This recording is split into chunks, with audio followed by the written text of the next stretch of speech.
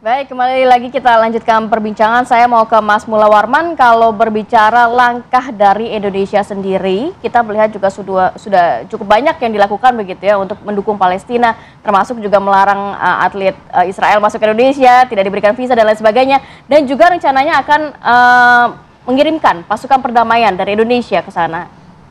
Ya, kita mengapresiasi sebenarnya langkah yang dilakukan oleh pemerintah Indonesia selama ini, langkah diplomatik yang luar biasa, kemudian langkah humanitarian yang dilakukan oleh masyarakat, kelompok-kelompok humanitarian di Indonesia itu sangat luar biasa. Nah, terkait dengan pengiriman pasukan perdamaian di Timur Tengah, khususnya di Palestina, itu kan juga nanti pasti ada kendala-kendalanya atau pasti ada masalahnya juga. Pertama, Israel pasti tidak setuju. Netanyahu statementnya kemarin sudah jelas mengatakan tidak sepakat, tidak mau ada pasukan keamanan, pasukan perdamaian. Untuk mengawasi, untuk menjamin proses gencatan senjata ini. Karena Netanyahu, IDF ini masih ingin menguasai, bahkan masih menguasai wilayah jalur Gaza ini. Kemudian yang kedua, seperti yang kita sampaikan tadi, bahwa keberadaan pasukan perdamaian ini dianggap bisa memberikan ruang terbuka buat Hamas untuk kembali memperkuat.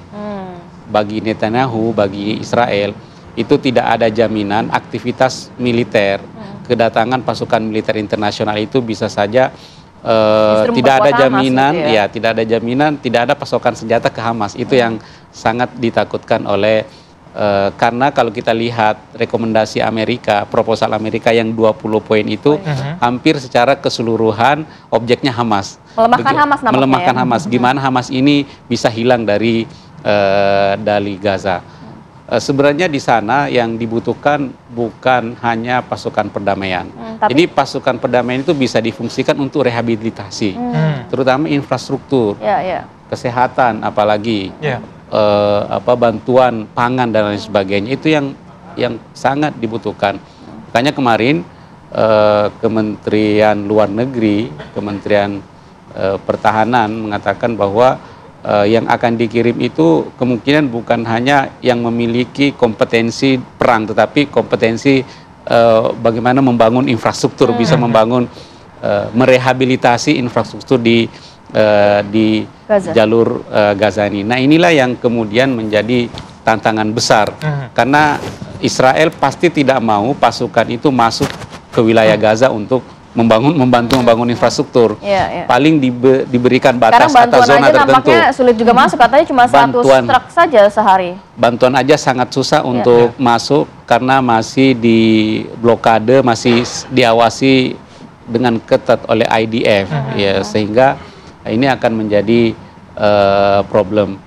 Nah, sehingga kalau kita lihat proses atau rencana pengiriman ini sangat kita apresiasi, tapi tantangannya sangat besar, terutama dari Israel dan dari Amerika sendiri nanti yang akan Nah, yang kedua yang paling krusial juga, jangan sampai pasukan perdamaian itu merupakan strategi Trump untuk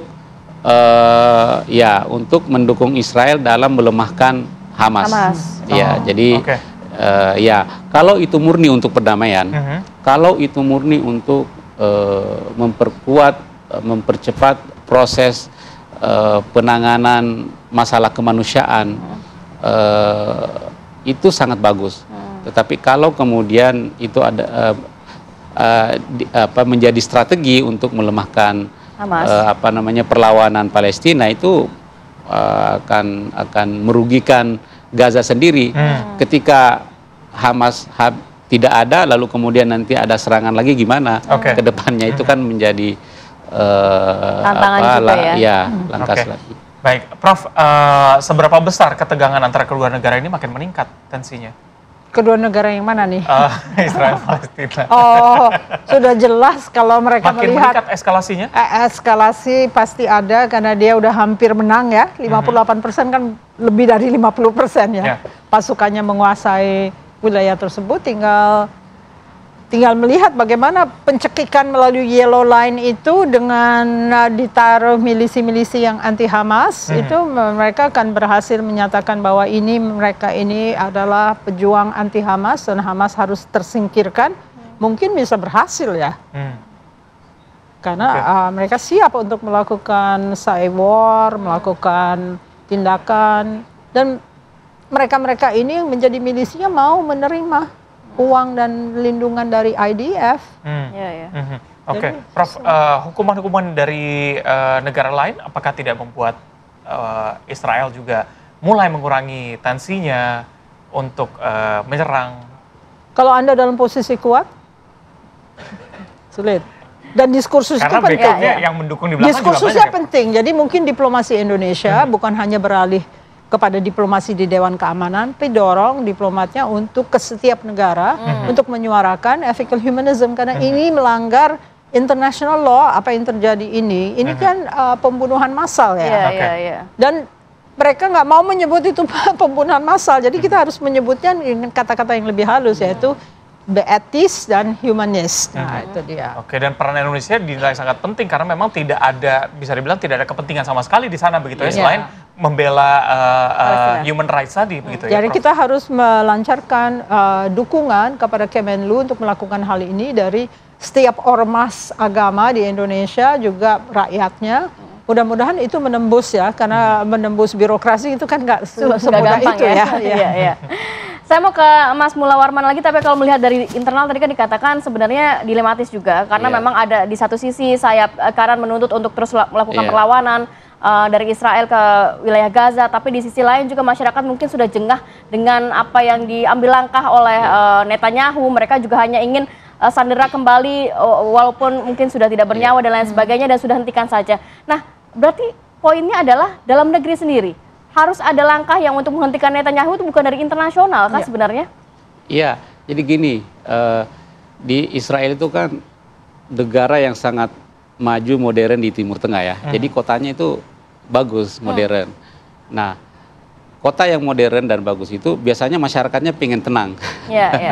Masyarakatnya pengen tenang. Terlepas dari konstelasi politik di dalam, publiknya itu pengen, makanya ketika perang Israel dengan Iran ya, Iran itu kan masyarakatnya sangat panik, yang merasakan ketenangan, bandara kemudian setiap hari ada sirine. Akhirnya lobi Israel itu memaksa Trump untuk melakukan gencatan senjata dengan penghentian perang dengan dengan Iran. Karena masyarakatnya yang nggak kuat sebenarnya untuk berperang.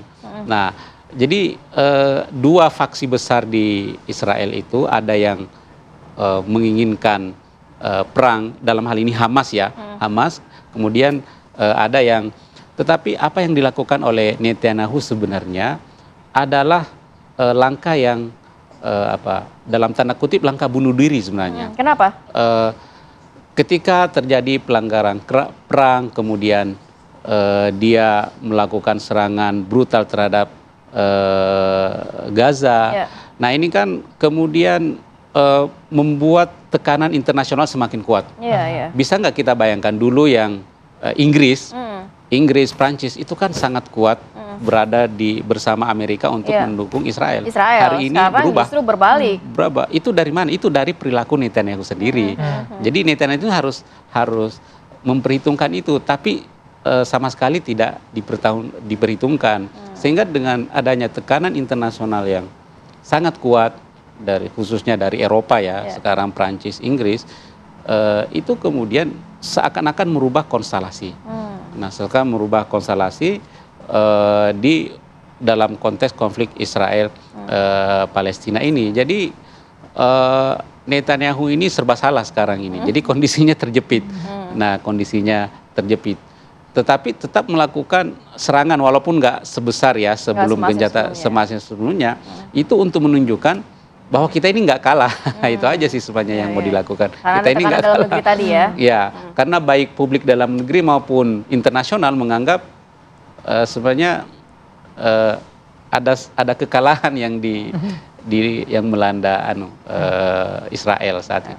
Oke, Prof, apa yang bisa dilakukan oleh Amerika untuk menjaga ketenangan kembali terjadi, jangan sampai tegang-tegang nih antara kedua belah pihak, Prof? Jadi nggak mau menurunkan pasukannya, orang lain disuruh menjadi semacam decommissioning Hamas, dan Dewan Keamanan itu dijaga agar tidak mengirimkan pasukan oleh Rusia dan Cina. Mereka veto power. Jadi kita nggak dapat Dewan Keamanan lalu mau di bawah komando Amerika Serikat, itu kan sangat risky. Oke. Riskan sekali. Untuk dimanfaatkan ya? Ya, dimanfaatkan dan mungkin terbunuh juga. Karena mereka seperti pasukan neokolonial untuk melawan Hamas dan melemahkan Hamas. Padahal sebetulnya harusnya Dewan Keamanan PBB membiarkan peacekeeping force. Itu aja juga risiko, penuh risiko. Tapi lebih kurang risikonya dibandingin kalau di bawah komando Amerika Serikat ya. Karena kan kita nggak tahu apa yang tujuan sesungguhnya dari negara tersebut ya. Orang sekarang udah bilang boleh Israel ngebom kalau misalnya terbunuh pasukan. Padahal cuma 1 orang yang terbunuh, yang dibunuh Palestina adalah 100 orang. Betul. Tidak imbang. Oke, Prof, berarti yang bisa dilakukan oleh negara-negara adalah bukan turun langsung, tapi membahas mengenai diplomasi human rights tadi begitu ya ke negara-negara lain, supaya ini bisa segera selesai begitu. Ini yang disebut epistemic community. Jadi universitas berhubungan dengan universitas, berhubungan dengan ormas-ormas, kita sama-sama menyebarkan kepada NGO-NGO untuk menyuarakan ini, karena itu yang melumpuhkan Uni Soviet juga dan melumpuhkan kolonialisme zaman dulu. Jadi kita jangan lupa ada komunitas epistemik antara universitas, NGO dan lain-lainnya untuk menggairahkan satu diskursus baru di dunia, karena ini sangat dibutuhkan. Karena international community udah nggak peduli orang dibunuh secara massal begitu. Jadi kita harus membangkitkan, bukan hanya memikirkan Holocaust apa yang dilakukan oleh Nazi terhadap orang Yahudi. Tapi justru yang saat ini. Dia butuh. Mungkin bagaimana caranya nggak tahu deh. Mungkin kajian Timur Tengah bisa ikut mendorong. Sebenarnya kita semua berharap gencatan senjata ini dapat berlangsung permanen ya. Tidak hanya sesaat, dan juga tidak ada lagi kita mendengarkan ada lagi serangan-serangan yang dilakukan oleh Israel ke wilayah Gaza Palestina pastinya. Terima kasih banyak Prof. Suzy dan juga Mas Mula Warman sudah hadir pagi hari ini. Sehat selalu. Assalamualaikum. Waalaikumsalam.